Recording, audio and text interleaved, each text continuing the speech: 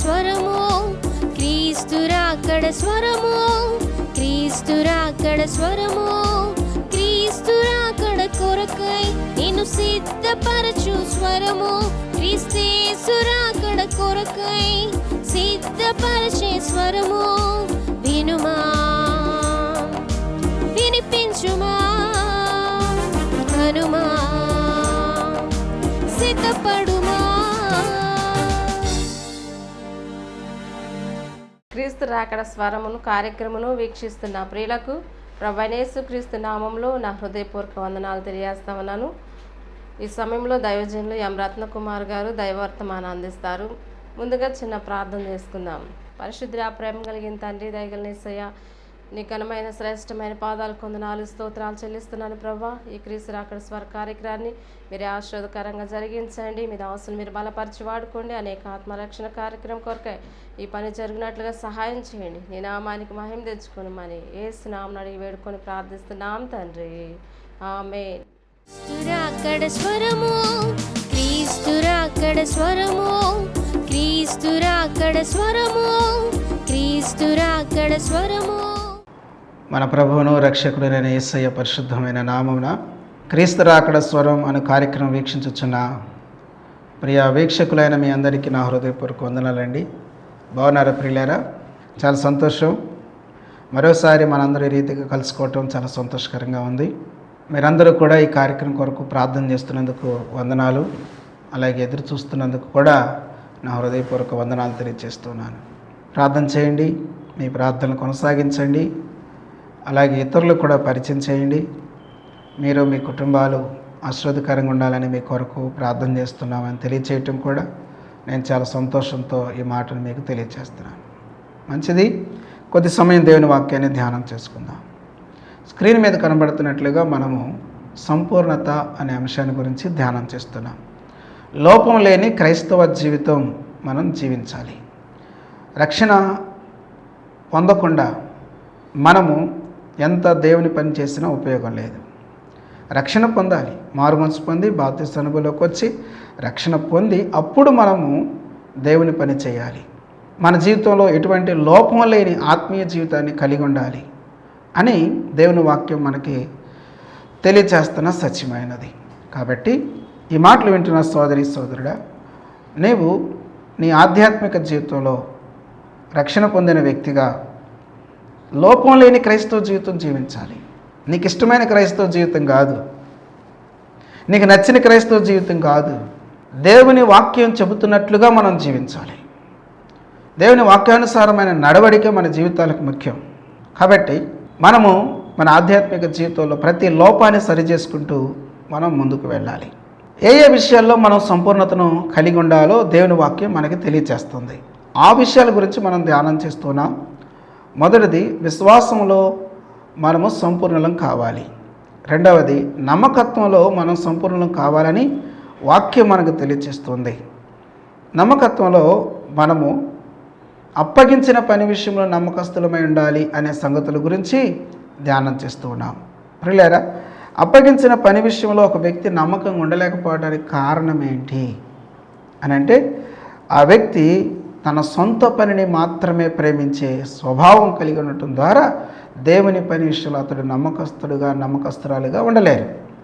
అలాగే పని యొక్క విలువ తెలియకపోవుట అనగా దేవుని పని యొక్క విలువ తెలియకపోవటం ద్వారా వారు ఏమవుతారనంటే దేవుని పని విషయంలో శ్రద్ధ లేని వారుగా ఉంటారు, నిర్లక్ష్యంగా ఉంటారు.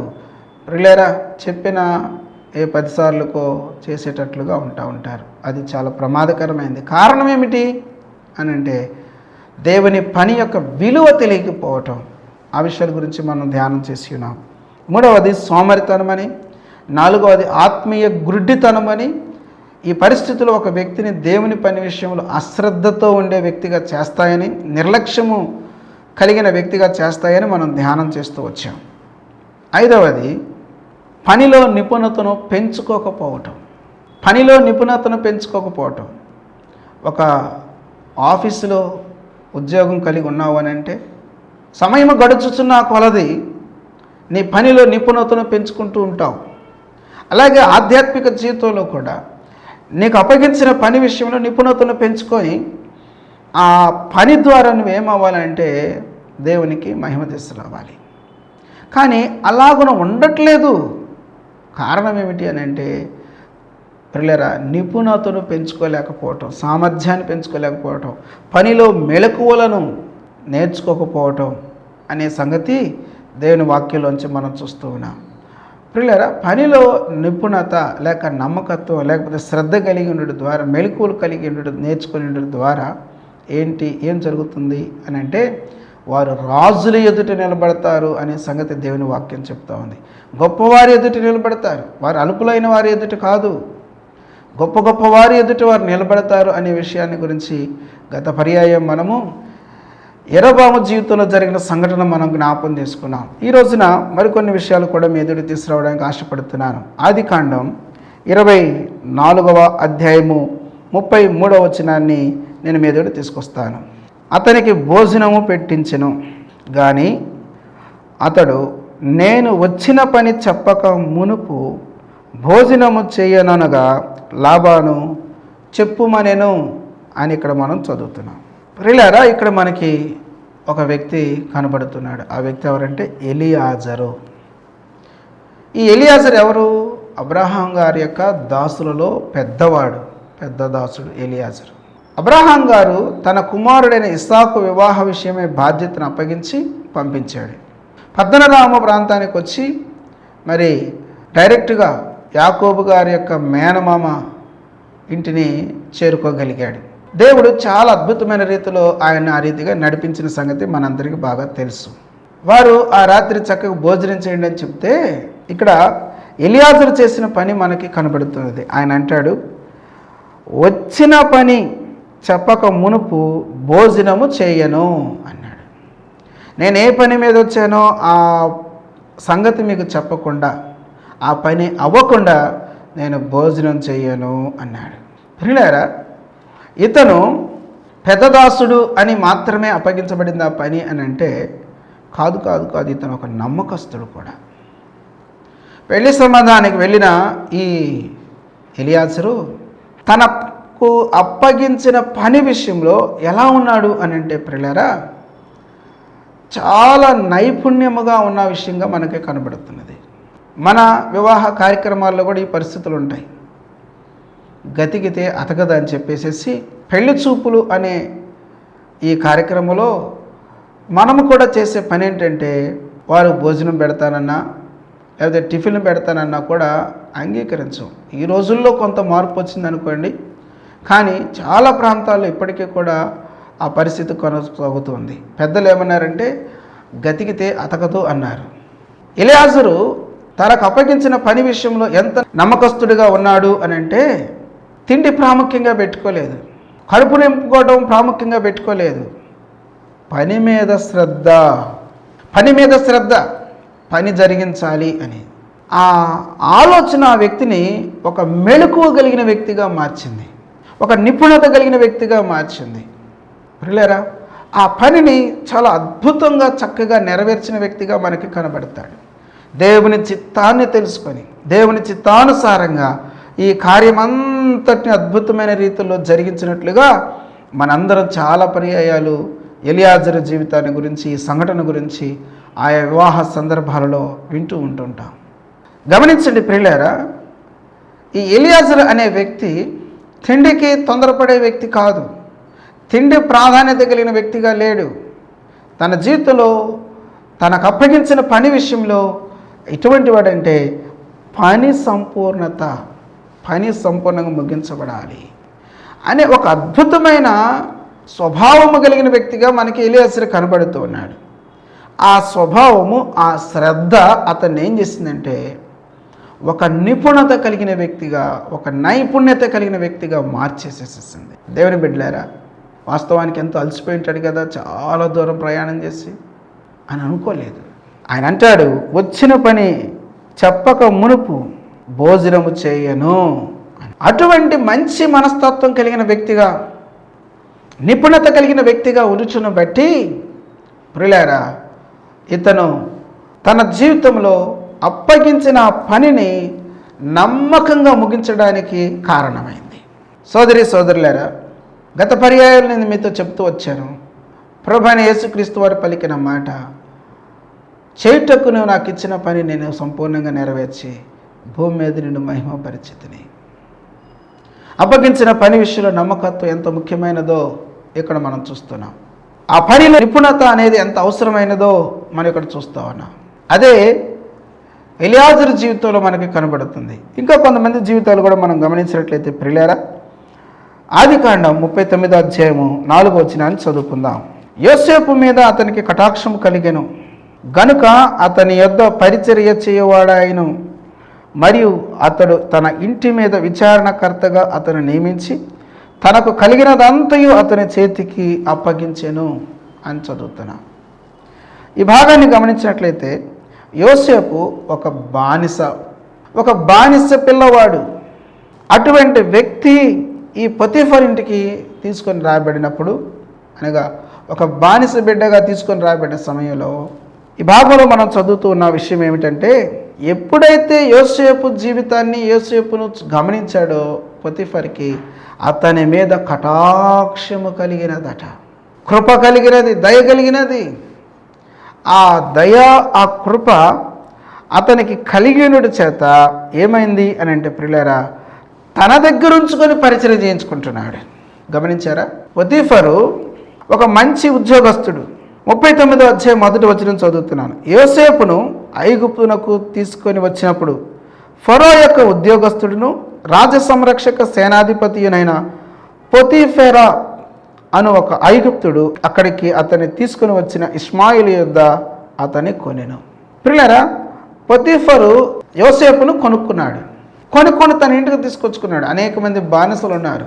అయితే అప్పటికే ముందున్న బానిసలు ఉన్న, దాసులు ఉన్న వారందరికంటే కూడా యోసేపుని ఎంతగా ప్రేమించాడంటే తన దగ్గర ఉంచుకున్నాడు.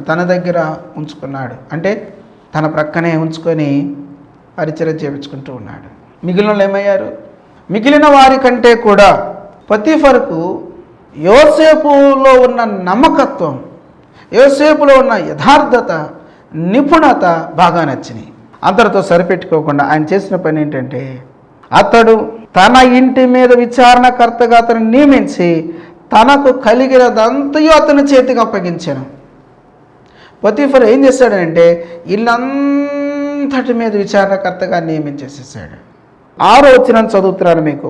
అతడు తనకు కలిగినదంతా యోసేపు చేతికి అప్పగించి తాను ఆహారము తినుట తప్ప తనకేమి ఉన్నదో ఏమీ లేదో విచారించిన వాడు కాడు. యోసేపు రూపవంతుడు సుందరుడైండెను. గమనించినట్లయితే ప్రియులారా, భోజనం చేయటం తప్ప ఇక ఆ ఇంట్లో ఏమీ పట్టించుకునే పరిస్థితుల్లో లేడు. ఎందుకని? యోసేపు ఆ విషయాల్లో మంచి నిపుణత్వాన్ని కలిగి ఉండటం బట్టి ప్రియులారా, ఆయన అంతకంతకు హెచ్చించబడిన పరిస్థితి మనకి కనబడుతుంది. దేవుని బిడ్డలారా, జాగ్రత్తగా నువ్వెక్కడ పని చేస్తూ ఉన్నావో అక్కడ, ఆ పని జరుగుతున్న స్థలంలో, ఆఫీస్ కావచ్చు, ఇంకెక్కడైనా సరే కావచ్చు, నమ్మకమైన వ్యక్తులు చాలా ప్రధానమైన వారు, యథార్థత కలిగిన వ్యక్తులు చాలా ప్రధానమైన వారు. వారికి ఎవరైతే ఆ రీతిగా ఉంటారో, విశేషంగా దేవుని పిల్లలమైన మనము దేవునికి మహిమను తీసుకొని వస్తాం. దేవునికి మహిమ కలుగును గాక. మన జీవితంలో దేవునికి మహిమను తీసుకొని రావడం కంటే మించిన విషయం ఏముందంటారు ఇంకా? కాబట్టి యోసేపు జీవితాన్ని మనం గమనించినట్లయితే, యోసేపు తను బానిసగా ఉన్నాడు. బాధ పెట్టబడాలి, హింసించబడాలి, అవమానాల పాలవ్వాలి, అంత దారుణాతి దారుణమైన జీవితం జీవించాల్సిన వ్యక్తి అంతకంతకు వర్ధిల్లిన పరిస్థితి, వృద్ధి చెందిన పరిస్థితి ప్రియులారా మనకు కనబడుతూ ఉంది. అనగా అతనిలో నిపుణత, ప్రియులారా తనను తాను ప్రియులారా హెచ్చించుకునే వ్యక్తిగా లేడు, కానీ హెచ్చించబడే వ్యక్తిగా తన జీవితాన్ని కలిగి ఉన్నట్లుగా మనం ఈ వాక్య భాగంలో చూస్తూ ఉన్నాం. కాబట్టి దేవుని పిల్లలుగా మన జీవితాలు గుర్తుపెట్టుకోవాల్సిన విషయం ఏంటంటే ప్రియులారా, దయచేసి వినండి. నువ్వు ఎక్కడ పని చేస్తున్నావో ఆ స్థలంలో ఒక యోసేపు వలె ఉండాలి, ఒక ఎలియాజరు వలె ఉండాలి, ఒక యెరొబోము వలె ఉండాలి అనేది దేవుని వాక్యము మనకు నేర్పిస్తున్న ఒక అద్భుతమైన సత్యం. అటువంటి జీవితం మన దగ్గర నుంచి ఆశించబడుచు ఉన్నది. కాబట్టి ప్రియమైన దేవుని బిడ్డలారా, పనిలో నిపుణత్వం వీరిని అంతకంతకు హెచ్చించబడే వారిగా చేసింది. ఇక్కడ మనం చదువుతున్నాడు. మరొక వ్యక్తిని కూడా మీ ఎదుట తీసుకొస్తాను. సమూయేలు మొదటి గ్రంథం 16వ అధ్యాయము 21వ వచనం చదువుకుందాం. దావీదు సౌలు దగ్గరకు వచ్చి అతని ఎదుట నిలవబడగా అతని యందు సౌలునకు బహు ఇష్టము పుట్టెను. అతడు సౌలు ఆయుధములను మోయువాడాయెను. ఇక్కడ మనకి కనబడుతున్న వ్యక్తి ఎవరు అని అంటే దావీదు. ఈ 16వ అధ్యాయాన్ని మనం గమనించినట్లయితే ఇశ్రాయేలీయులందరూ ఎంతో భయపడిపోతున్న పరిస్థితులు, ఇశ్రాయేలీయులందరినీ భయకంపితులుగా చేస్తున్న పరిస్థితులు అక్కడ కనబడుతున్నాయి. ఎవరి ద్వారా? గొలియాతు ద్వారా వారు ఎంతో భయపడిపోతున్నారు. రాజు సహితం భయంగా బ్రతుకుతున్న సమయం అది. ప్రియులారా, అయితే ఆ సమయంలో దావీదు ద్వారా గొలియాతు ఓడిపోవటం, దావీదు ద్వారా ఇశ్రాయేలుకు జయం రావటం, అందరూ కూడా ఎంతో సంతోషించటం, ఈ పరిస్థితులన్నిటినీ చూసిన సౌలు గారికి ఆయన ఎదుట లేకపోతే అతని హృదయంలో వచ్చిన ఆలోచన ఇక్కడ మనం చూస్తున్నాం. దావీదు సౌలు దగ్గరకు వచ్చి అతని ఎదుట నిలవబడగా అతని యందు సౌలునకు బహు ఇష్టము పుట్టెను. ఎంత చక్కని మాట! బహు ఇష్టము పుట్టెను. ఎట్లా పుట్టింది అని అంటే, ప్రియులారు, ఇక్కడ మనం జ్ఞాపకం చేసుకోవాలి. తన యొక్క జీవితంలో అందరూ కలవరపడినా, అందరూ భయపడిపోయినా ఆ దావీదు మాత్రం భయపడలేదు, కలవరపడలేదు. ఆయన చేసిన పని ఏంటి అని అంటే నమ్మకత్వం కలిగి ఉండటం మాత్రమే కాదు, నిపుణత కలిగిన వ్యక్తిగా ఉన్నాడు. వడిసెల రాయి పట్టుకొని కొట్టుడికి గొలియాతంతటి వ్యక్తి దెబ్బతో కూలబడిపోయాడు.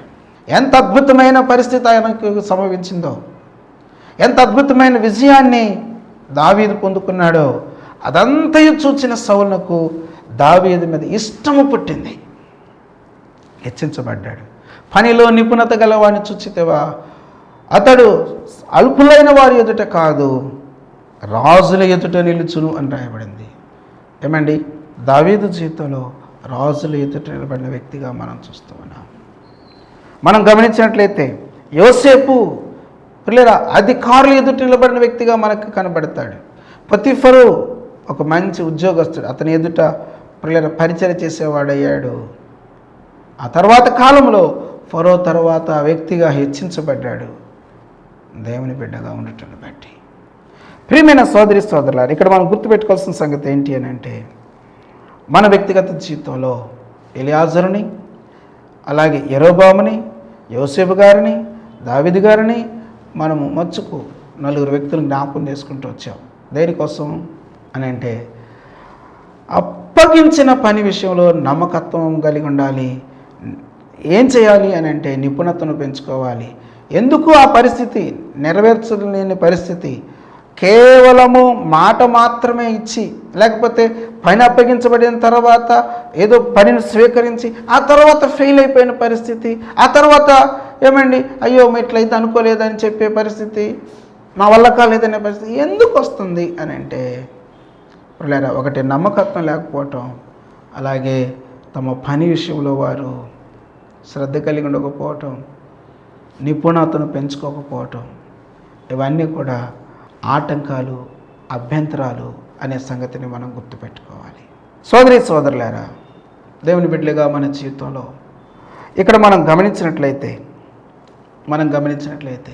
దావీదు జీవితాన్ని మరొకసారి జ్ఞాపకం చేసుకుంటే అంతకంతకు వర్ధిల్లాడు. ఆ మాట చదువుదాం. సమూయేలు 2వ గ్రంథం 3వ అధ్యాయము 1వ వచనం. సౌలు కుటుంబీకులకును దావీదు కుటుంబీకులకును బహుకాలం యుద్ధము జరగగా దావీదు అంతకంతకు ప్రబలెను, సౌలు కుటుంబం అంతకంతకు నీరసిల్లెను. దావీదు అంతకంతకు ప్రబలిపోతూ ఉన్నాడు, వర్ధిల్లుతూ ఉన్నాడు. కారణం ఏంటి అనంటే నమ్మకస్తుడు, యథార్థపరుడు, పరిశుద్ధతను ప్రేమించేవాడుగా జీవితాన్ని జీవించాడు. అంతకంతకు ప్రబలిపోయిన పరిస్థితి వచ్చేసేస్తుంది. రాజుల ఎదుట నిలబడ్డాడు, హెచ్చించబడ్డాడు, ఘనపరచబడ్డాడు. దూషించుచున్నవాడే తరుముతున్నవాడే. పిల్లరా, ఎన్నో సందర్భాల్లో హెచ్చించి మాట్లాడిన సందర్భాలు మనకు కనబడతాయి. సౌలు. దేవుని వాక్యాన్ని చదువుకుందాం. దానియేలు గ్రంథం 1వ అధ్యాయము 19వ వాక్యాన్ని చదువుకుందాం. రాజు వారితో మాట్లాడగా వారందరిలో దానియేలు, హనన్యా, మిషాయేలు, అజర్యా వంటి వారెవరునూ కనబడలేదు గనుక వారే రాజు సముఖమున నిలిచిరి. ప్రియులారా, ఇక్కడ మనకి దానియేలు కనబడుచున్నాడు. దానియేలు తనతో పాటు 3 స్నేహితులు. ఈ ముగ్గురు కూడా ప్రియులారా దానియేలును చక్కగా అనుసరించే వ్యక్తులుగా ఉన్నారు. ఈ ముగ్గురితో కలిసి దానియేలు దేవునికి మహిమ తీసుకొచ్చే వ్యక్తిగా ఉంటూ ఉండేవాడు. వీరి గురించిన సంఘటనలో మొదటి సంఘటన ఏంటి అని అంటే బైబిల్లో లెక్కించబడింది.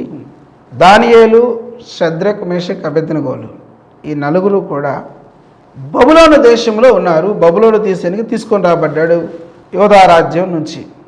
అనేక మంది మంచి మంచి యవనస్తులను తీసుకొని వచ్చాడు నెబుకద్నెజరు. వారిలో ఈ నలుగురు ఉన్నారు.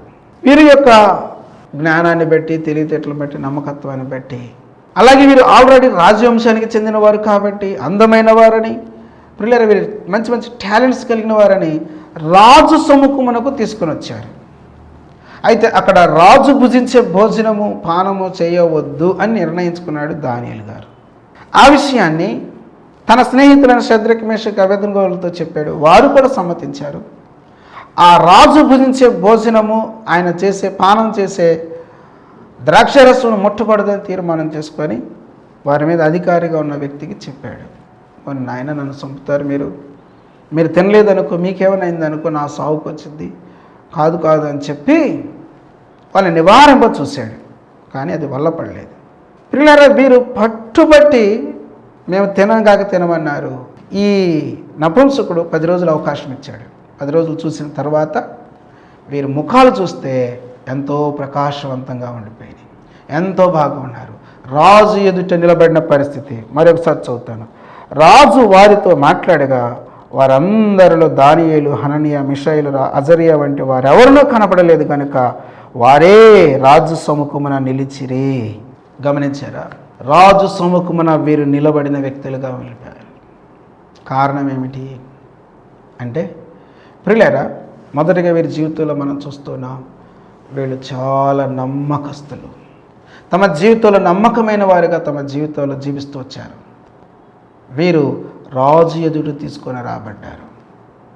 అంతకంతకు హెచ్చించబడుతూ వచ్చారు. తర్వాత అధ్యాయాల్లో మనకు బాగా తెలుసు, వీరు కళల విషయాల్లో, స్వప్నాల విషయాల్లో దేవుని ప్రత్యక్షతను పొందుకున్న వ్యక్తిగా దానియేలు రాజులకు వాటి భావాలు తెలియచేస్తున్న వ్యక్తిగా ఉంటూ ఉన్నాడు. ఆయన హెచ్చించబడ్డాడు, మంచి ఉద్యోగస్తుడు, అంతకంతకు హెచ్చించబడుతూ ఉన్నాడు రాజుగారి ఎదుట. రాజుగారి సముఖమునకు తీసుకొని రాబడ్డాడు, అంతకంతకు హెచ్చించబడుతూ ఉన్నాడు. దానియేలుతో పాటు షడ్రక్, మేషక్, అబేద్నెగోలు హెచ్చించబడ్డారు. ప్రియులారా, వినండి జాగ్రత్తగా. లోపము లేని ఆత్మీయ జీవితాన్ని జీవించున్న వ్యక్తిగా మనకు దానియేలు కనబడతాడు. కారణం ఏంటంటే తన పనిలో నిపుణత కలిగిన వ్యక్తిగా ఉన్నాడు. నిపుణత కలిగిన వ్యక్తిగా ఉండి తన జీవితాల్లో ప్రియులారా అంతకంతకు హెచ్చించబడిన వ్యక్తిగా మనకి కనబడుతున్నాడు. గమనించండి, దానియేలు తన జీవితంలో మనం లోపాలు కనుగొనటం చాలా కష్టం. దేవునికి కనపడవచ్చు. ఆయన జీవితంలో లోపాలు చెప్పాలంటే మనం చెప్పలేము. దావీదు జీవితంలో దేవుడు సైతం చెప్పిన ఒక మాట, బత్షెబా విషయంలో తప్ప, ఊరియా భార్య అయిన బత్షెబా విషయంలో తప్ప అని చెప్పి దావీదుని గురించి దేవుడు మంచి సాక్ష్యం ఇచ్చాడు. యోసేపు జీవితంలో మనము పిల్లల లోపాలు కనుగొనలేము. కారణం ఏంటంటే పిల్లరా, వారు నమ్మకత్వం కలిగిన వారు, శ్రద్ధ కలిగిన వారు, పిల్లరా తమ తమ పనుల యందు నిపుణతను కలిగిన వారుగా ఉన్నారు. తద్వారా వారి జీవితాల ద్వారా దేవునికి మహిమ కలిగినట్లుగా మనం చూస్తూ ఉన్నాం. కాబట్టి ఈ కార్యక్రమం వీక్షిస్తున్న ప్రియమైన సోదరి సోదరుడా, రక్షించబడిన నీవు నీ జీవితం ద్వారా దేవునికి మహిమ తీసుకొచ్చే వ్యక్తిగా ఉండాలి అనేది నీ పట్ల దేవునికి కలిగిన గొప్ప సంకల్పం. దేవుని వాక్యం చెబుతుంది, భోజనం చేస్తున్నాను, పానం చేస్తున్నాను, మీరేమి చేసినాను దేవునికి మహిమ తీసుకురావాలని దేవుని వాక్యం మనకి చెప్తా ఉంది. కాబట్టి మన జీవితాల ద్వారా దేవునికి మహిమ కలుగునట్లుగా మనం నడుచుకోవాల్సిన వారమైనా. సోదరి సోదరుడా, నువ్వు రక్షించబడ్డావా? దేవుని వాక్యం చెబుతుంది ఇదే మిక్కిలి అనుకూలమైన సమయం, ఇదే రక్షణ దినం. మారు మనసు పొందమని దేవుని వాక్యం చెబుతుంది. రక్షణ పొందమని దేవుని వాక్యం చెప్తా ఉంది. రక్షించబడిన వ్యక్తివా సంపూర్ణతలోకి ఎదగాలని దేవుని వాక్యం చెబుతుంది. అట్టి మహాకృప పరిశుద్ధాత్మ దేవుడు సమృద్ధిగా మెండుగా దయచేసి దీవించి మనలను ఆశీర్వదించునుగాక, వర్ధిల చేయునుగాక. ప్రార్థన. ప్రియమైన తండ్రి, విత్తబడిన వాక్యాన్ని నీరుగట్టి ఫలింపచేయండి. మేమందరము కూడా సంపూర్ణతలోకి ఎదుగునట్లు కృప చూపించండి. కార్యక్రమం వీక్షించిన ప్రతి ఒక్కరిని దీవించండి. అవసరతలు అక్కర కలిగిన వారిని జ్ఞాపకం చేసుకునండి. వారి అవసరతలు మీ నామలు తీర్చమని ప్రార్థన చేస్తున్నాను. నీ రాకడ కొరకే సిద్ధపరచండి. యేసయ్య నామమున ప్రార్థన చేసి అడిగి వేడుకొంచున్నాను తండ్రి, ఆమేన్. త్రియేక దేవుని దీవెన, శాంతి, సమాధానం ఇప్పుడు ఎల్లప్పుడూ సదాకాలం మనందరికీ తోడేయండి. తన రాజ్యం కొరకే, రాకడ కొరకే సిద్ధపరిచి భద్రపరచును గాక. ఆమేన్. Praise the lord.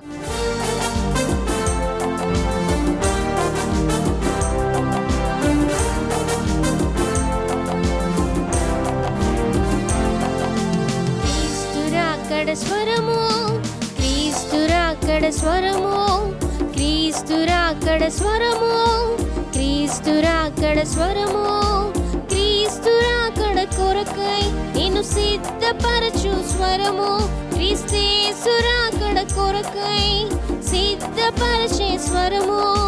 వినుమా, వినిపించుమా.